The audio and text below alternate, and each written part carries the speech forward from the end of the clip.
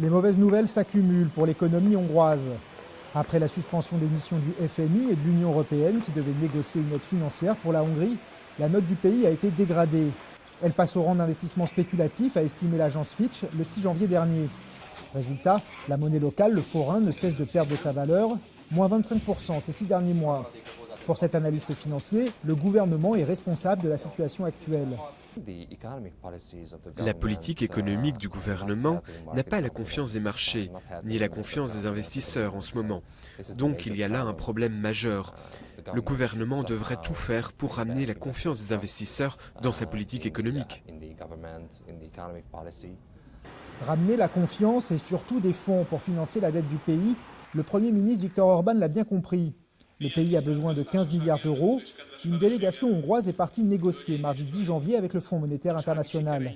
Au gouvernement, on se dit confiant.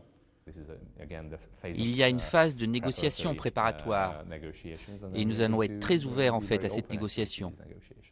Je pense d'ailleurs que nous allons avoir un accord. Car il y a urgence.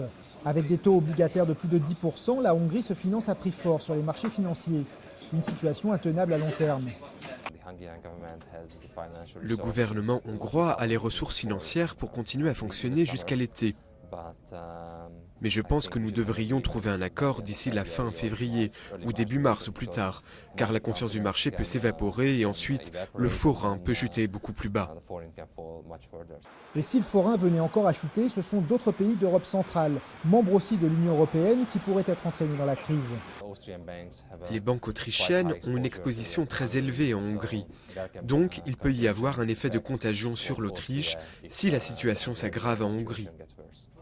Pour l'heure, les incertitudes économiques affectent seulement la vie des Hongrois. Avec la chute du forint, ce sont tous les produits d'importation qui sont plus chers. Une situation difficile que tout le monde souhaite voir cesser au plus vite.